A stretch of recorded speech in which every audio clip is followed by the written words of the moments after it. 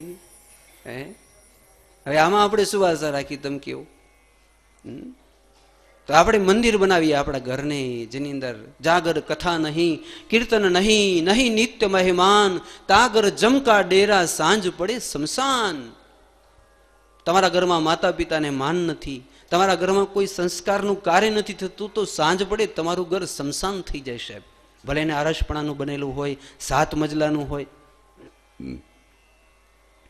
પણ જ્યાં કને ભગવદ્ ગીતા વંચાતી નથી, જ્યાં દાદીમાં બેસાડી દીકરાની બાજુમાં અગરબત્તી લઈ આમ આરતી ઉતરાવે, 1-2 શ્લોક શીખવાડે, પોતરાઓને આમ કંઈક સંસ્કાર શીખડાવતી હોય ને, આવા ઘર મંદિર સ્વરૂપા છે. એટલા માટે ત્યારે ભાઈ બહેન, આજ તો આપણે તો આનંદ કરવા માટે અહીં આવ્યા છીએ. એ સાથે થોડુંક સદબોધ પણ જે ધૃતરાષ્ટ્ર મહારાજને કાકા વિદુરજી આપ્યો, તો મારે તમને એ કહેવું, કોઈક સંત સાથે મિત્રતા રાખજો. અઠવાડિયે 15 દિવસ સંત આપણે ગીર પધારે. એવું ન માનતા કે ભગવા પહેરેલા એ જ સંત, એવું નથી. તમે તો ઓળખી જાઓ, જે સજ્જન માણસ એ સંત, જે કોઈનું બુરું નહીં છે, જેનામાં છળકપટ નથી, જેનામાં મેલાઈ નથી, આવો માણસ સંત જેવો કહેવાય. આપણા ઘરે આવે, અડધી કલાક એનાથી આપણે સત્સંગ કરીએ, એની સાથે બેસી આપણા વિચારો શુદ્ધ થાય. કેવી રીતે ખબર છે? ત્રાંબાના લોટાની જેમ. 1000 રૂપિયાનો ભલે ત્રાંબાનો લોટો લઈ આવો, પણ જો એને ખટાશથી માંજીએ નહીં તો શું થાય? કાળો કાળો ગંદો ગોબરો થઈ જાય કે નહીં?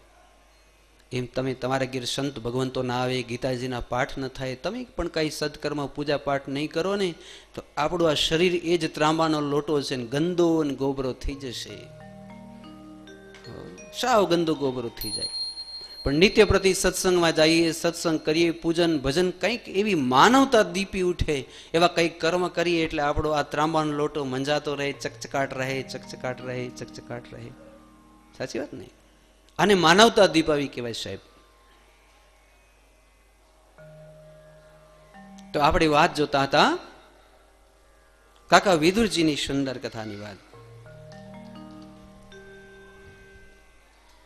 ચાલો ત્યારે એક સુંદર મજાના પદ સાથે વળી પાછા આપણે કાનને પવિત્ર કરીએ.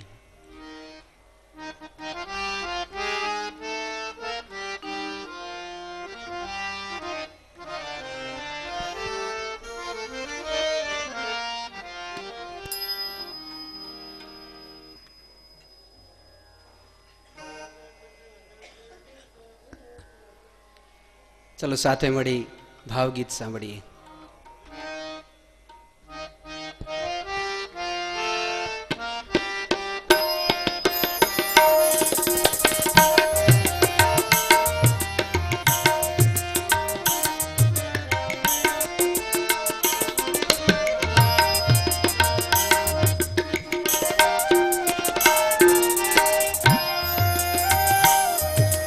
સારે ગરે ગમ ગમ પમા પદની સા, સાની ધની ધ પદ પમ પમ ગરે સા.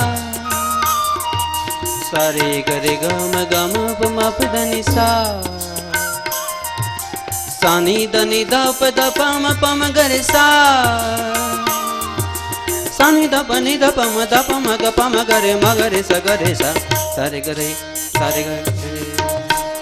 कृष्णा पिया जी सुनो सावरिया, कृष्णा पिया जी सुनो सावरिया, मेरी छुपी छुपी बातें सुनो सावरिया.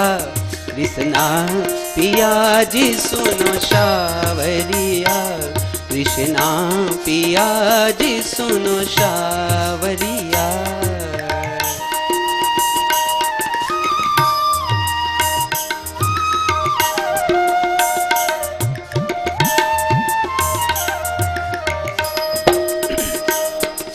सानी धनी ध पद पम पम गरे सा, सानी धनी ध पद पम पम गरे सा. ओरे सखी जी तोरी मीठी मीठी बातें, जमुना के तटे पे प्रीत भरी बातें. ओरे सखी री तेरी मीठी मीठी बातें, जमुना के तट पे प्रीत भरी बातें, तू ही मीठी मीठी बातें मेरा जी ललचाए, मीठी मीठी बातें मेरा जी ललचाए। तू ही अब मेरो सावरिया, कृष्णा पिया जी सुनो सावरिया, कृष्णा पिया जी सुनो सावरिया। गरे गरे गम गम पम पदनि सा, सानी दनि द पद पम पम गरे सा, सानी द प नि द प म द प म ग पम गरे मगरे सा, गरे गरे रे गरे ग गरे गरे सा, गरे गरे सा, गरे गरे सा, गरे गरे सा। कृष्णा पिया जी सुनो सावरिया, कृष्णा पिया जी।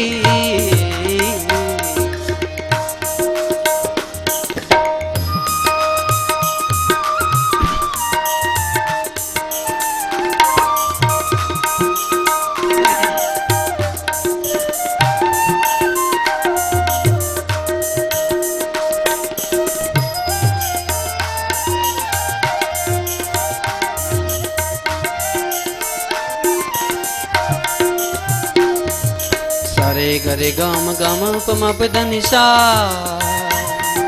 सानी दनि द पद पम पम गरे सा। छोटी छोटी नैनी दी मोटी मोटी सासें, आज कहूँ पिया दुख भरी बातें। छोटी छोटी नैनी दी मोटी मोटी सासें, आज क्यों पिया दुखी भरी बातें। नंदी सताए सास सताए, नंदी सताए सास सताए। जी भर के दे गालिया, कृष्णा पिया जी सुनो सावरिया, कृष्णा पिया जी सुनो सावरिया। मेरी छुपी छुपी बातें सुनो सावरिया, कृष्णा पिया जी सुनो सावरिया, कृष्णा पिया जी सुनो सावरिया, कृष्णा पिया जी सुनो सावरिया। प्रेम से कहो जय श्री राम, जय सिया राम। आदेश कृष्णा पिया जी सुनो मेरी बातें, ऐसी भाव की कथा हमने सुनी। धृतराष्ट्र महाराज ने पावनकारी कथा पसी एक कथा अपने हिमाड़े हाड गाड़वा माटे लई जाए। 5 पांडवो वलकल धारण करी बैठा छता द्रौपदी जी पण तैयार छे। कृष्णनो नामनो पुकार करते करते मां कुंताए तो प्राण छोड्या छे साहेब। केवा हशे मां कुंता? दशरथ राजा ने तो राम ने याद करते करते 6 वखत केवू पड्યું राम राम राम राम राम कही राम। पर धन्य हो जो मां कुंता जी जेने तो 3 ज वखत क्या कृष्ण चले गए, क्या यादव स्थली हुई? अरे कृष्ण बिना क्या जीना, आटलू बोल्या कुंताजीना प्राण पंखेरू प्रभुमां समाई गया। तो धन्य हो जा आना प्रेम ने, एना स्नेह ने, साचा भाव ने। आ तो भावनी कथा छे, प्रेमनी कथा छे। कुंताजीनु निर्वाण थयुं, अग्नि संस्कार आदि कर्या અને પછી તો હંસલા હાલો ને હવે મોતીડા નહીં મળે। 5 પાંડવોને દ્રૌપદીએ કેવા કપડા પહેર્યા ખબર છે? વલ્કલ વસ્ત્ર ધારણ કર્યા, કાશાય વસ્ત્રો, વૈરાગ્યના સફેદ વસ્ત્રો પહેર્યા સાહેબ। કેમ કે જીવનમાં હવે કૃષ્ણ નથી તો જીવીને શું કરીએ? જીવનમાં કૃષ્ણ નથી તો જીવીને શું કરીએ? જીવનમાં 2 વસ્તુ યાદ રાખજો પ્યારે ભાઈ બહેન। જો સચવાય નહીં સ્વમાન તો એ જિંદગી નથી। ગેઢા ગઢપણે આપણું સ્વમાન ન સચવાય તો જીવન શું કામનું? સચવાય નહીં સ્વમાન તો એ જિંદગી શું કામની? અને નાચે નહીં જો ભગવાન તો એ બંદગી શું કામ નહીં. વાહ, બહુ સરસ વાત કરી કે આપણે બંદગી કરીએ ત્યાં તો મારો ઠાકર નાચી ઉઠવો જોઈએ સાહેબ, તો સાચી બંદગી કરી કહેવાય. મેકરણ દાદાએ જ્યારે સિંધમાં બંદગી કરી એ વખતે વહેતી નદીના પૂર થોભી ગયા, ધાવતા બાળકો થોભી ગયા, ધાવકી ગાયો થોભી ગઈ સાહેબ. આ તો ઘટના ઘટી છે. તો આપણી પણ બંદગી એવી હોય, આપણી પણ કથા એવી હોય, આપણી પણ વાણી એવી હોય ભાવથી ભરેલી. વાણી ચાર પ્રકારની હોય. એક વાણી હોય ને પોપટિયું જ્ઞાન હોય, વાંચી વાંચીને તમને કહીએ, પછી કલાકે પૂરું થાય એટલે કહી કે હવે અમારું થતું હોય દઈ દો એટલે થાય ઘર ભેગા. તમારું ભલું થાય કે બુરું થાય અમારે કાંઈ લેવા દેવા નહીં, તમારાથી વદાડાતા એટલે દઈ દો. તો આ વાણી છે વૈખરી વાણી. એ કોઈનું કલ્યાણ નહીં કરે, મારું પણ નહીં કરે, તમારું પણ કલ્યાણ નહીં કરે. તો વૈખરી વાણી પછી આવે પશ્યંતી વાણી.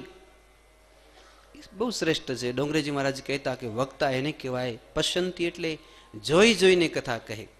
જોઈ જોઈને એટલે આમાં વાંચીને નહીં કહે. કથા કહે ત્યારે એને લાલો દેખાવો જોઈએ. જશોદાની ગોદમાં ક્યારેક રમતો હોય, ક્યારેક વાંસળી વગાડતો હોય, ક્યારેક ઝૂલે ઝૂલતો હોય, ક્યારેક ગાયને ધાવતો હોય, ક્યારેક વાછરડાને ખોળામાં બેઠાડેલા હોય.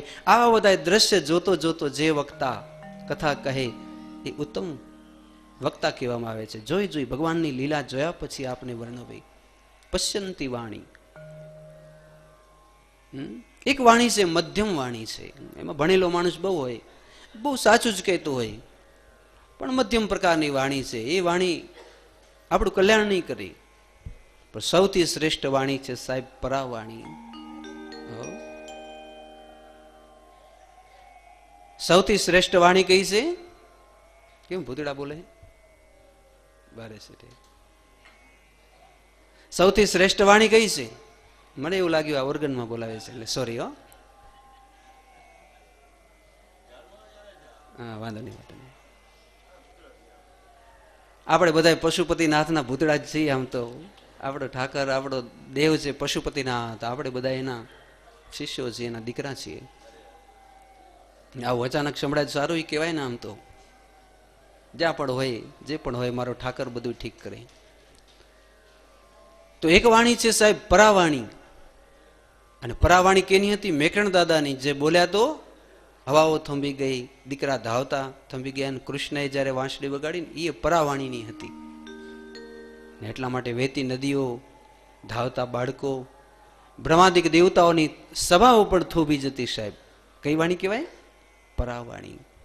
પણ પરાવાણીની કથા કેવી બહુ કઠિન છે. પરાવાણી એટલે નાભયમાંથી નીકળતો સ્વર. સામે કૃષ્ણ દેખાતો હોય એને યાદ કરી, પ્રેમથી મીઠી મીઠી એની વાતો કહીએ, એને યાદ કરીએ, આપણો લાગે ઈશ્વર. જેમ ગજેન્દ્રએ મુક્તિ વખતે યાદ કર્યા, જેમ દ્રૌપદીના ચીરહરણ થતા હતા ત્યારે દ્રૌપદી યાદ કર્યા, તો એકદમ ભીડ પડે. આવી વાણી નીકળી ક્યારે? તો કે નયનમ ગલદમ અશ્રુ ધારયા. આંખમાંથી આંસુની ધારાઓ થતી હોય. વદનમ ગદગદ. આખું વદન એટલે શરીર ગદગદિત થઈ જાય. રુદ્વયા ગિરા. આપણી વાણી ગદગદિત થઈ જાય. પુલકમ નચિત વપુ. એક એક રૂવાડા આપણા ઉભા થઈ જાય સાહેબ. આવું જયારે આપણે થાય તો આપણે સાંભળવું કે મારા શરીરમાં પરાવાણી પ્રગટ થઈ છે. આ પરાવાણી આપણું ચોક્કસ કલ્યાણ કરશે. તો આવી પરાવાણીની પણ સુંદર કથા. તો 5 પાંડવો અને 6 દ્રૌપદી ચાલ્યા હિમાળે હાડ ગાળવાને માટે. બદ્રિકાશ્રમમાં આવ્યા અને બદ્રિકાશ્રમમાં આવીને પછી એકબીજાને ભેટ્યા. પછી કહે છે, શું કહે છે ખબર છે? કે હવે આપણે સંબંધ વિસર્જન કરીએ.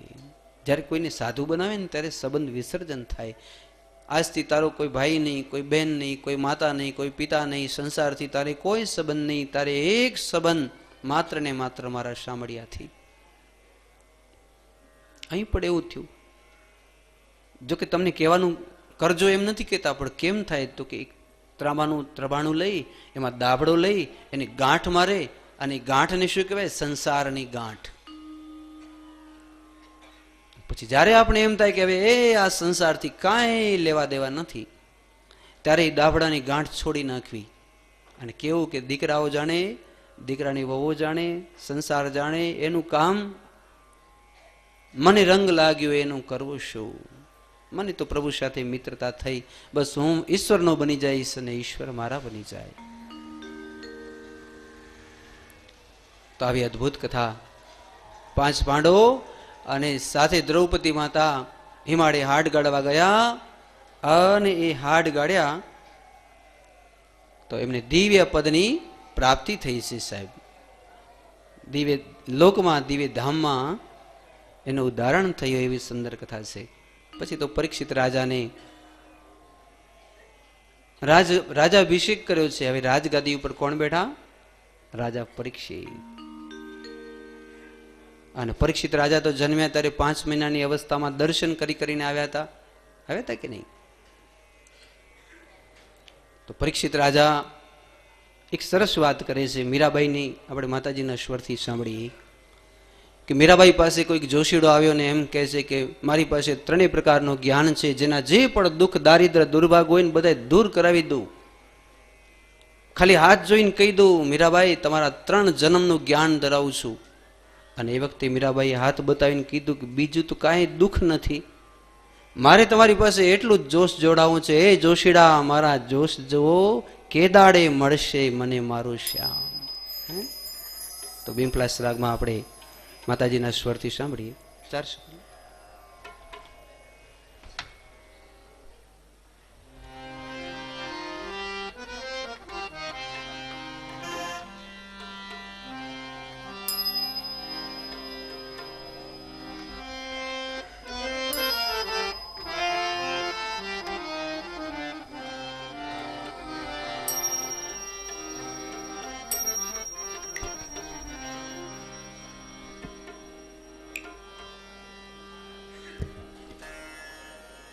જોશ તો જુઓ મને કે દાડે મળશે મારું કાલ હો, મને કે દાડે મળશે મારું શ્યામ.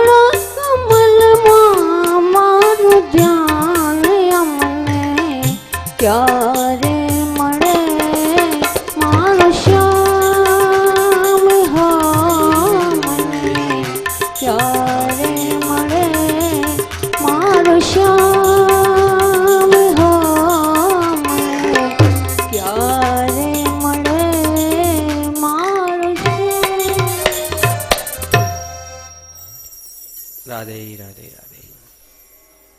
प्रेम से कहो जय श्री कृष्ण. हरिओम. थोड़ा इको का बेच थोड़ा. ओम ओम शिव. तो हम कथा सुन रहे थे अर्जुन जी महाराज की कथा। 5 पांडवों ने छठा द्रौपदी हिमाड़े हाड गड़वा चाल्या અને હિમાળામાં પોતાના દેહને વિસર્જન કર્યું સાહેબ. એ સુંદર કથા.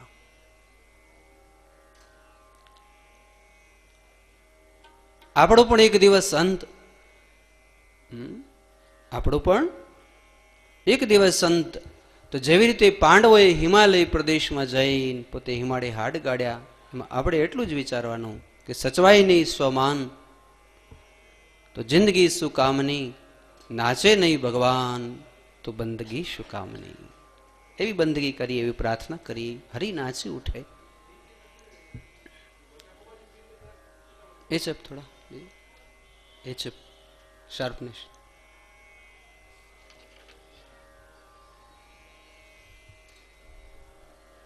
પરીક્ષિત રાજા રાજાભિષેક થયા, રાજગદી ઉપર બિરાજમાન થયા અને હાથમાં ધનુષ બાણ લઈ અને ધર્મ સંસ્થાપન માટે ચાલ્યા સાહેબ. તમારો ને મારો અવતાર શેના માટે છે? ધર્મ સંસ્થાપન માટે. આપણે કઈ પણ ધર્મને સાધીએ, એવું કર્મ કરી લઈએ જે કર્મ કર્યા પછી આપણા આત્માને સંતોષ થાય, આપણે સુખીથી મરી શકીએ. માણસને છેલ્લે છેલ્લે મરતે મરતે સંતોષ થવો જોઈએ. વાહ, સંતોષ થાય તો જ જીવન કામનું, નહીં તો શું કામનું. ઘણા માણસ મરતા હોય ને ત્યારે બહુ દુઃખી થતા હોય, એના કરેલા પાપ એને સુખીથી મરવા દેતા ન હોય સાહેબ. સુખીથી મરી ન શકતા હોય. એને આખી જિંદગી જે કાળા દોરા કર્મ કર્યા બધા એને આવીને પેલા પિક્ચરની જેમ દેખાતા હોય કે મેં શું શું કર્યું, અરે રે મેં આવા કાળિયા કામ કર્યા. પેલા અજામિલની કથા આવે ને, કેટલો પસ્તાવો થયો. આ હા હા. તો એક શ્વાસ ખાલી મત ખોઈ, હરિનામ બિન કિચલ કલંક અંગ ધોઈ લે તો ધોઈ લે. માનવ કો જન્મ ફિર ऐसो न मिलेगो मूढ़, परम प्रभु से प्यारो होई ले तो होई ले. छिन भंग देहता में जन्म जो सुधारी बो है, तो बिजरू के जमा के मोती पोई ले तो प्रोई ले. ગંગા સતીને પાનબાઈ પણ કહે, વીજળીના ચમકારાના જેવું જ આપણું આયુષ્ય, આપણું સંસાર, આપણું આખું છે. આટલો જબકારો થાય, આયુષ પૂરું. હજી તો આમ આંખ બંધ કરીને ખુલ્લી કરી ત્યાં તો 15 વર્ષના, બીજી વાર આંખ બંધ કરી ખુલ્લી કરી ત્યાં તો ભણી ગણી લીધું, ત્રીજી વાર આંખ બંધ કરી ખુલ્લી કરી ત્યાં તો લગ્ન થયા, સાસુ ને સસરા સામે દેખાઈ ગયા. ચોથી વાર આંખો બંધ કરી ખુલ્લી કરી ત્યાં તો દીકરાઓ ભણવા મંડી ગયા, નોકરી લાગ્યા, અને એમ કરતે કરતે ખબર ન પડી વીજળીના ચમકારાને જેમ આખું આયુષ્ય ચાલી ગયું સાહેબ. તો માનવ કો જન્મ ફિર ऐसो न मिलेगो मूढ़, परम प्रभु से प्यारो होई ले तो होई ले. પ્રભુથી પ્યારા બનવું હોય તો તારે તારી માનવતા દીપાવવી પડશે, તારે તારું જીવન, તારું બાનું દીપાવવું પડશે. જે માણસ જન્મ્યા સુધી સુખેથી જીવે અને મરતી વખતે પણ સુખેથી મૃત્યુ પામે, એનો ફેરો સફળ છે સાહેબ. ચલા જાય વૈકુંઠ મેં પલા ન પકડે કોઈ, એનો જન્મારો સફળ થઈ જાય. રાજા શ્રી પરીક્ષિત એક દિવસ જોયું તો એના રાજ્યમાં અધર્મ દેખાય છે. પેલી ગાયને કોઈક મારે છે, બળદને કોઈક મારે છે, હત્યાઓ થાય છે. એટલે પૂછ્યું, બળદને તું કોણ છે? તો કે હું સનાતન ધર્મ છું, મારા 4 ચરણ છે: તપ, શૌચ, દયા, સત્યમ, ઇતિ, પાદા કૃત્ય કૃતાહા. જેના જીવનની અંદર 4 વસ્તુ હોય ને સાહેબ, એ સનાતન ધર્મ એને સંપૂર્ણ પાલન કર્યું કહેવાય. સનાતન ધર્મનું સંપૂર્ણ પાલન કરવા તમારા જીવનમાં 4 વસ્તુ જરૂરી છે, અને એમાં પહેલી વસ્તુ છે તપ. તમારા જીવનમાં થોડુંક તપ હોવું જોઈએ. દાખલા તરીકે આપણે યાત્રા કરવા આવ્યા તો યાત્રાનો નિયમ એવો છે, વિદુરજી જ્યારે યાત્રા કરવા ગયા ને ત્યારે એમણે તો વસ્ત્રનો ત્યાગ કર્યો હતો સાહેબ. કંતાન રસ્તામાં મળે, શણિયા મળે, તૂટેલા ગોદડા મળે, ગમે તે, આપણે તો ઇજ્જત ઢાંકવાથી કામ છે ને. અવધૂત બનીને શું કામ? રંગીન વસ્ત્રોથી, રેશમી વસ્ત્રોથી.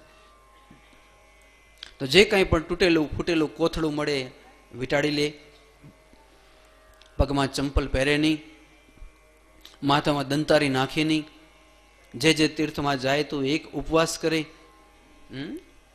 એક ઉપવાસ કરે, પછી એના કાંઠા ઉપર બેસીને ધ્યાન ધરે. 3 દિવસ સુધી એક તીર્થમાં રોકાવો એવો શાસ્ત્રનો આદેશ છે સાહેબ, 3 દિવસ સુધી. તો આપણે સાચી યાત્રા કહેવાય. આપણે સાચી યાત્રા ત્યારે કરી કહેવાય તીર્થમાં આવીને ઉપવાસ કરી, પણ અત્યારે નહીં કરતા હો. છેલ્લે દિવસે પછી એવું લાગે ને, કારણ કે ભૂખે ભજન ન હોય ગોપાલ, ભૂખે ભજન ન હોય ગોપાલા, ખાધા પીધા વગર જરાય મજા ના આવે, તાળીઓ ન વગાડીને કઈ આનંદે ન કરીએ. છેલ્લે દિવસે એવું લાગે ને તો આપણે એક ઉપવાસ કરવાનો, નહીં તો એમ કહેવાય ટ્રેનમાં કરતા જશું. જેવું તેવું ખાવું એની કરતા નિયમ લઈ લઈએ, ટ્રેનમાં ખાતા જઈએ બટર ને ભૂંગરા ખાવા માટે. ટ્રેનમાં ઉપવાસ કરતે કરતે જાશું, અહીંયા પછી શું છે આપણે બીમાર થઈ જઈએ, પાછા આપણે એવા ઉપવાસ કરશો તોય નડશું, કારણ કે સાવને સાબુદાણા રંધાવશું. એમને ઉપવાસ કરી પાણી ઉપર તો ભલું થાય, શરીર સુધરે. ઉપવાસથી કોઈના શરીર બગડે નહીં. શરીર શેનાથી બગડે ખબર છે? સાવને સાબુદાણા ખાવાથી. પછી એમ તો આજ તો મારો ઉપવાસ છે, શું કરવું? એમ ન થાય કે એક કોળિયું ઓછું ખાવું, આજ રોટલી નહીં ખાવ, લેન થોડોક વધારે ખાઈ લો શામ.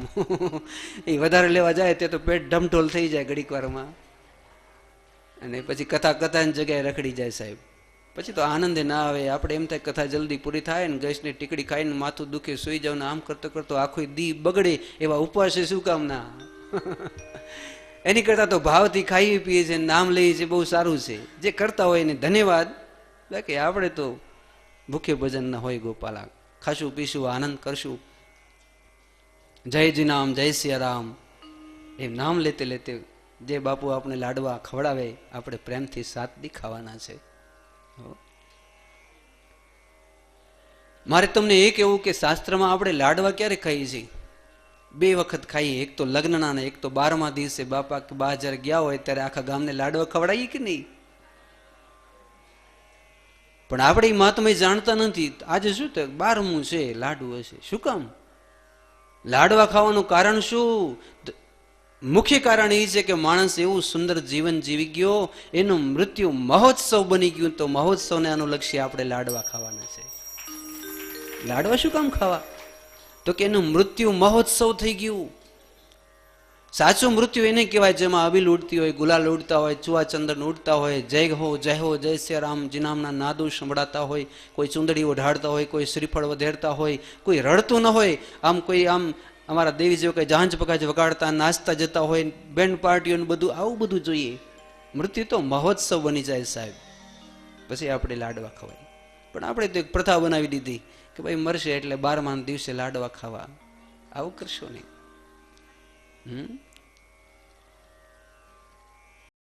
ખાઓ મારો બાપ, મહોત્સવ કરી દઉં. મર્યા પછી તમે કેવું મહોત્સવ કરશો ભગવાન જાણે. એની કરતા હાથે હાથે જોતો જાઉં કે મારા મર્યા પછી તમે કેટલા રાજી થાવ છો. મારી ખોટ વર્તાય છે કે નહીં? કહેવાનો એ ભાવ છે સાહેબ, જીવનમાં જેટલો આનંદ અને મહોત્સવ હોય ને, મૃત્યુમાં પણ એટલો આનંદ અને મહોત્સવ હોવો જોઈએ.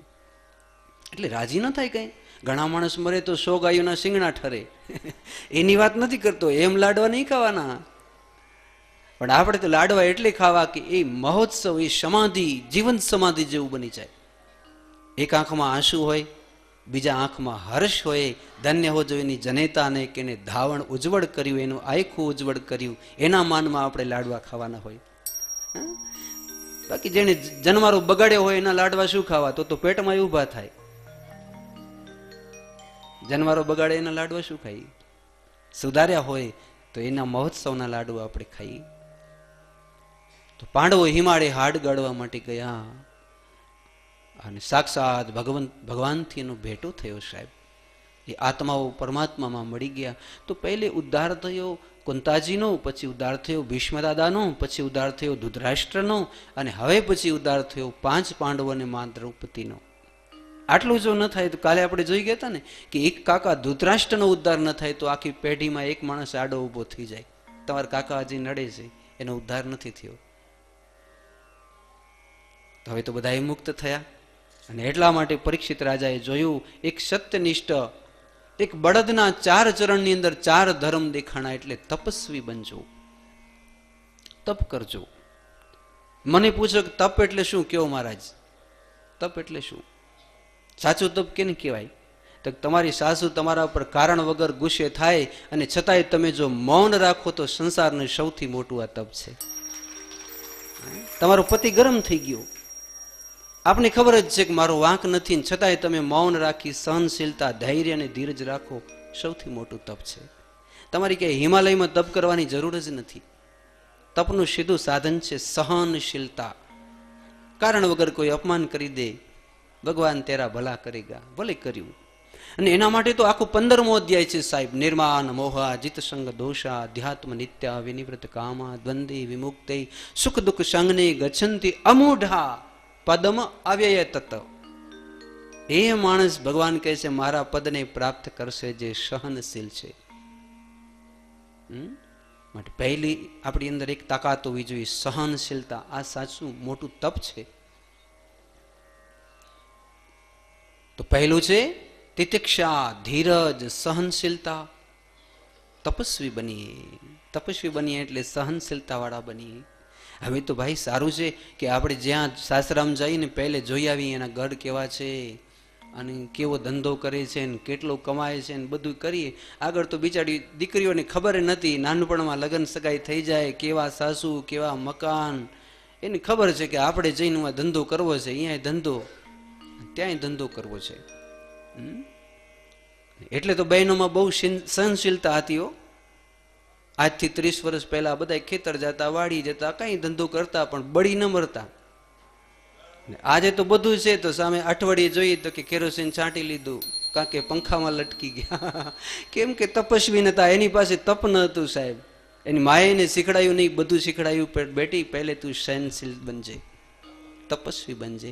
જે માં પોતાને દાયજામાં પોતાની દીકરીને બે જ શબ્દ કહે ને, બેન તારી સાસુ ગમે તે કે, તારો પતિ ગમે તે કે, થોડુંક સહનશીલતા રાખજો, તો જ તારું જીવન શું મધુર બનશે, તો જ તારો જીવન વૈકુંઠ જેવું બનશે, મધુવન જેવું બનશે.